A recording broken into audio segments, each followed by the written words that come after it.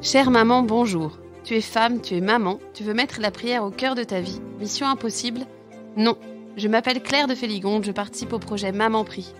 Maman Prie, c'est une équipe de 6 mamans, des religieuses, un frère dominicain. Avec Famille Chrétienne, nous te proposons chaque semaine de carême une idée concrète pour faire de la prière le moteur de ta vie, au sein même de ton emploi du temps surchargé. Pour que tu sois dans la joie, une joie contagieuse, pour que tu puisses prier et prier dans la durée. Toute ta famille bénéficiera de tes idées, ton mari, tes enfants. La prière d'une maman rayonne dans son foyer. Aujourd'hui, je voudrais te parler de ce qu'on appelle la prière du pauvre, le chapelet. La prière la plus laborieusement bonne que je connaisse. Alors peut-être que tu te dis que ce n'est vraiment pas pour toi. J'ai moi aussi trouvé pendant longtemps cette prière horriblement laborieuse et ennuyeuse. Je ne voulais pas en entendre parler jusqu'au mois d'avril dernier. À cette date, j'ai pris conscience de 2 choses. La première, c'est que les personnes qui la disaient autour de moi ne trouvaient pas cette prière plus facile que moi, mais y prenaient goût, la trouvaient surtout très efficace. Ma seconde découverte concerne la vie de beaucoup de saints. Je me suis rendu compte qu'ils étaient tous familiers de cette prière. Alors si cette prière aide à la sainteté d'une vie, c'est qu'elle est puissante. J'ai pris mon courage à 2 mains.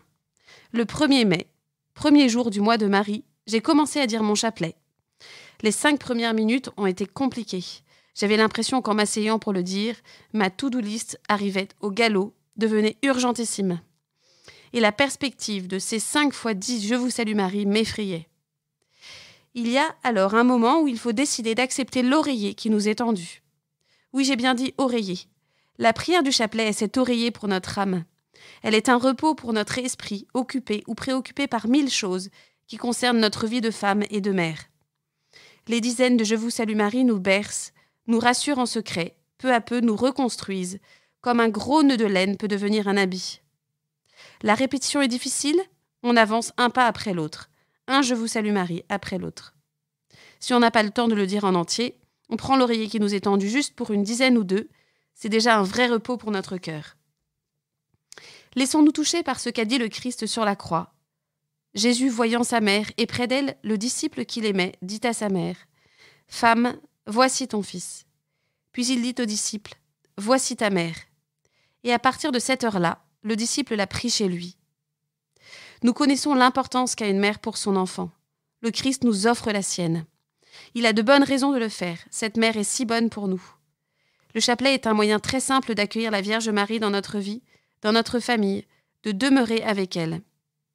Faites participer Marie à vos joies, vos préoccupations, votre bonheur, disait le pape François en Pologne en parlant du chapelet. Dans le chapelet, avec Marie, nous suivons la vie de Jésus. Lui-même en profite pour visiter la nôtre, alors même que nous ne nous en occupons plus. Nous nous déconnectons de nos préoccupations, nous lâchons prise. Quel repos bienvenu pour une maman, seule notre âme veille. En nous décentrant ainsi, nous laissons la Vierge Marie nous bercer et nous modeler pour nous faire grandir en sainteté. Ça vaut le coup, non? Notre vie de maman est active. Parfois, elle devient une course effrénée.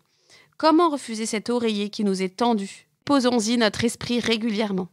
Recevons à chaque répétition comme un goutte à goutte de cocktail rafraîchissant quand nous bouillons intérieurement. Recevons à chaque répétition comme un goutte à goutte de thé bien chaud quand nous sentons notre âme refroidie. Parfois, le chapelet peut sembler plus âpre, surtout quand nous méditons les mystères douloureux de la vie de Jésus. Mais souvenons-nous qu'en accompagnant Jésus ainsi dans sa passion, nous vivons aussi sa résurrection. Notre âme se repose sur cette certitude de la victoire de notre Dieu dans la vie de Jésus et dans la nôtre. Voici quelques mots des membres de l'équipe Maman Prie. Le chapelet est apaisant, revigorant, empêche des conflits. Il a un effet de garde du cœur, évite la tentation de la critique. Le chapelet a une force incroyable. Et chère maman, la bonne nouvelle, c'est que tu peux le faire en plusieurs fois et partout. Bloqué dans les embouteillages, une dizaine. En attendant la sortie d'école, une dizaine. Dans le métro ou le train, une dizaine. Sur le chemin de ta maison, une dizaine. Avant de retrouver ton mari pour dîner, une dizaine. Stressé avant une réunion de boulot, une dizaine. Souviens-toi aussi qu'une dizaine dite dans son cœur prend environ 4 minutes. Gardons cette parole de l'Ecclésiastique. La crainte du Seigneur est un paradis de bénédiction. Mieux que toute gloire, elle protège. À ton chapelet et bienvenue au paradis des bénédictions.